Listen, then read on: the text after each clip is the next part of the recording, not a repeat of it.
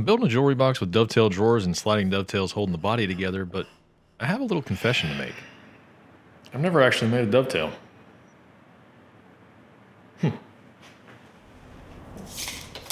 went to visit my parents recently and I came home with a bunch of this chunky cherry and dad's old dovetail jig. First thing I needed to do was get the cherry flat and cut down to size for this project, and then I had to actually learn how to use the jig, which wasn't going to be as easy as I thought. So while I'm working on that, I want to say thank you to everyone who watched and commented on the last video. Most of the comments were positive. Some people totally misunderstood what I was saying, and some people are just.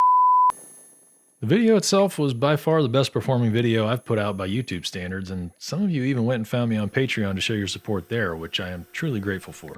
Welcome to the family. As I mentioned in that video, I tried a lot of the, quote, tricks of the trade to get more clicks and views, and to get the algorithm to actually show my work to more than a few people. It seemed to work, but now how do I follow up on that without falling into the same traps that I was talking about? Guess I still have some work to do there. While all the wood was getting acclimated to the shop, I needed to get acclimated to this jig, and it was not being cooperative. It took some work, but once I had something resembling a decent dovetail, it was time to get this project started, and, well, that was about to have its own aggravations. Alright, welcome to another episode of I'm going to overthink this so bad that I can't even start the project. This was my original plan, and I spent about a month drawing this up in the computer. It's all in 3D. Everything was laid out and ready to go. I went back and started working on some of the details and trying to figure out exactly how I was going to do it. And honestly, I don't like the way it's going to work. And I'm afraid if I go down this path, in the end, it's going to look cool and it's not going to function right, which is totally against everything I believe in. Now, you would think with a background in engineering and design, I'd be the guy that has to have a set plan to work off of, and honestly, I truly struggle to work that way. Even when I have every detail figured out, my brain just won't stop, and it keeps evolving in my head while I'm working on the project. I don't think I ever switch out of design mode after the project's done even. I just stare at it and think of how I could have done it better. Better, of course, means different in most cases. It's not that what I built isn't good, it's just not built the way I'm thinking it should be at that particular moment. Back to that FOMO design syndrome I talked about a few videos ago. So now that I've sorted through the wood and adjusted the plan a bit in my head, I cut all the pieces down to rough size for the body and glued up some panels. Once that had dried, I planed and sanded those down to final thickness and cut all the pieces down to the final size.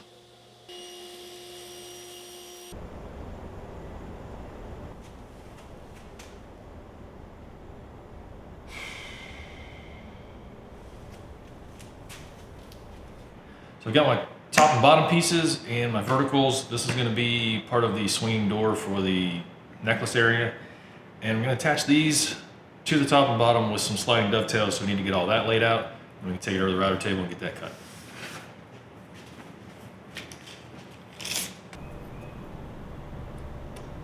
So how did I get this far into my woodworking journey without actually making a single dovetail?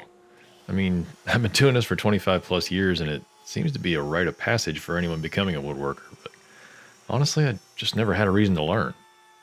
Probably 80 or 90% of what I built over the years has been plywood cabinets, so other than drawers and door faces, I wasn't dealing with solid wood. My customers wanted solid cabinets that looked good, but they didn't care about details like how the drawer boxes were built, so those got glued and screwed. Fast, efficient, and solid with a pretty outside was all I needed. I did actually attempt some hand-cut dovetails last year, but after a few seriously bad tries, I decided to shelve that idea for later. If this were just the usual plywood box, I would have just run some dados and glued it in solid, but since I have to account for wood movement here, I figured I'd give the sliding dovetail a shot. It took a little work to get it set up, but once I had things dialed in, it made for a great-looking joint that can still move a bit. Oh, and I got to use that dovetail saw that I bought last year, so at least it's not just collecting dust on the wall. And for the back panel, I book matched the veneers that I cut out earlier and I glued them to a piece of multi-ply. This way I get the best of both worlds. Beautiful cherry outside, but without worrying as much about the wood movement over time. Now I need to lay out the drawer slides and cut dados into the side panels to hold those. I'll glue in some cherry sliders later after I get the drawers built and I've made sure everything is adjusted to fit.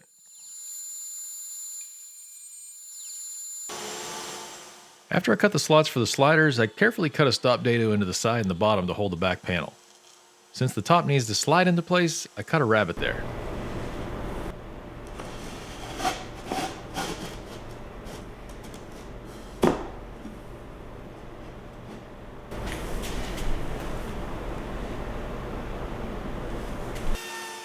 I added a chamfer to the top and the bottom plates and cut out some feet. I had the feet in the original design, but once I saw them in real life, well, things changed. Nope.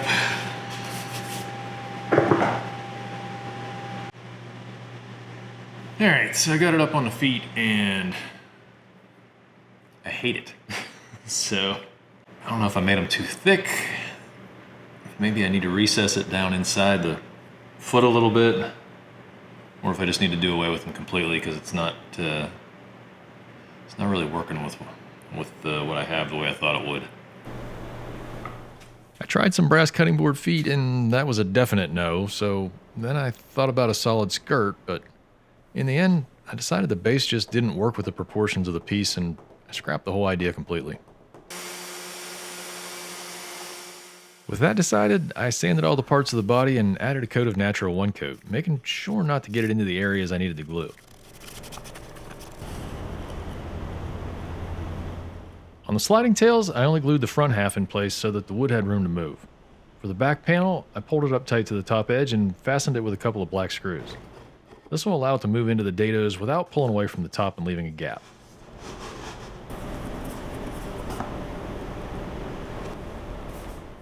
I added a couple of clamps to hold it tight and checked everything for square, then I left it to dry overnight.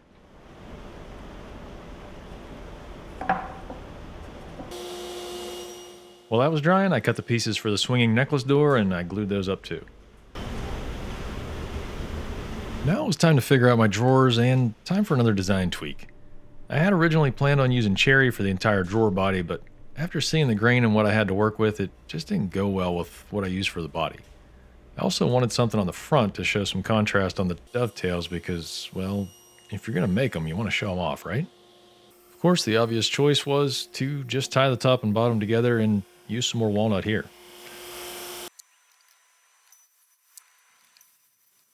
With that decided, it was time to figure out how to use this jig. I spent a couple days dialing it in before I finally managed to get this test drawer built that I was happy with. Then it was on to the real thing, and at this point, my confidence was pretty high. All you gotta do is make 5 of them without screwing it up.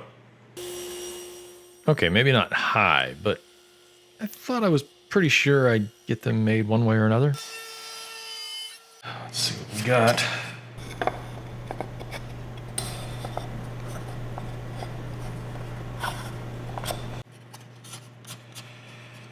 All right, I'll take it. 4 more.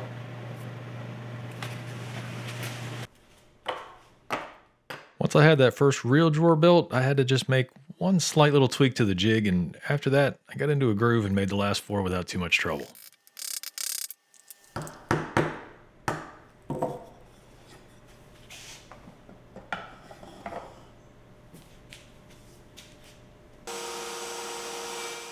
Last but not least, I cut in the dados for the bottom panel, making sure they didn't come out the sides where they'd be visible on the finished drawers. I test fit the whole assembly one more time with the bottom panels, then sanded the inside of each piece and glued them all together.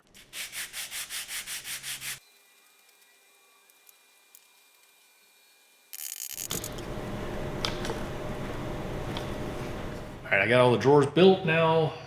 Gotta get them to fit in here just right. So, I left these loose when I glued the whole body together.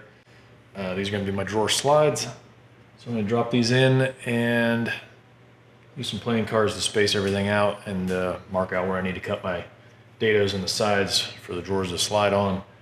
And hindsight's 2020, I should have glued the bottom together and left the top loose so that I could pull the back panel out. Would have made it a lot easier to mark these. So I'll do the best I can and we'll see how that goes.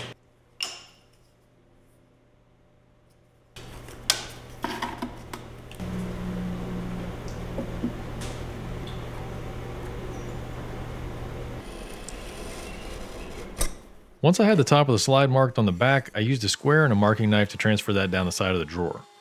The slots are 1/2 inch, so I hogged out the majority of the material with 3/8 straight bit on the router table, and then I finished the cuts out with a chisel.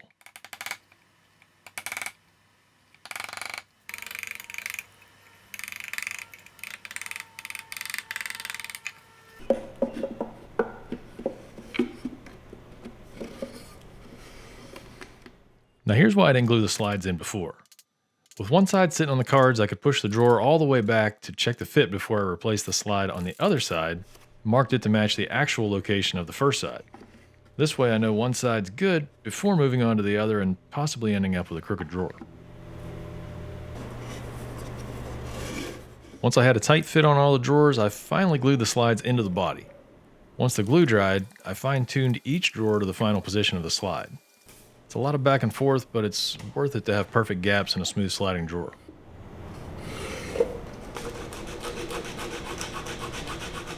I decided to go with some custom pulls made out of cherry to contrast the drawer fronts and tie in with the sides of the body.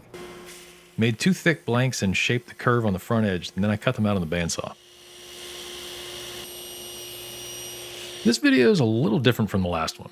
Like I mentioned then, I was trying some different things to see if I could actually get some more views for a change. A lot of people commented on the style of that video, and some liked it, some didn't. Some people, I'm pretty sure, just don't like anything, but that's a whole different conversation. Honestly, I don't really have a set style.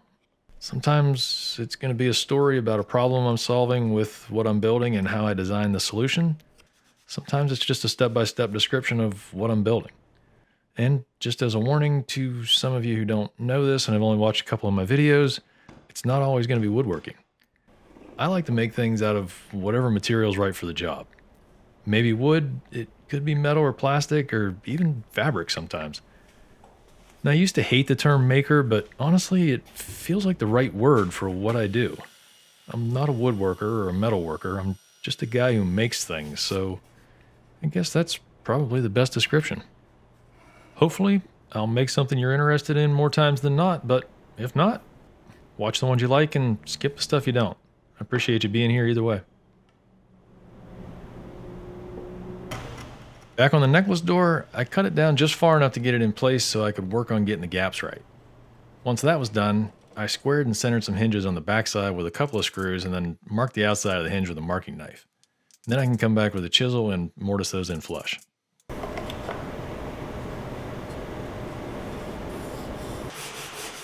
With all the wooden parts built, I finally get to sand everything and add a coat of finish before I get into the final details.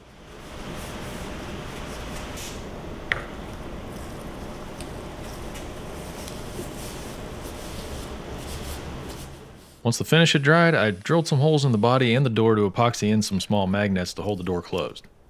Be sure you get these in the right direction or you'll be drilling them back out to do it over again when the cabinet actually repels the door from closing instead of holding it closed. At least that's what a friend told me. I wouldn't know personally. For the inside of the drawers, I cut some self-adhesive felt to put on the bottoms and then jumped back into CAD to design some drawer dividers and hooks for the necklaces. I printed those out on my Bamboo Labs 3D printer. Not that I'm sponsored by them or anything, I just wanted to mention that because it might trigger some people. And then I sprayed everything down with some adhesive and flocking for a nice soft finish. With all the pieces in place, this one is finally done and ready for its new home. As frustrating as it may be, never stop pushing yourself and never stop learning new things. If you want to see more furniture builds like this, check out one of these videos. Thanks for watching as always, and I'll see you in the next one.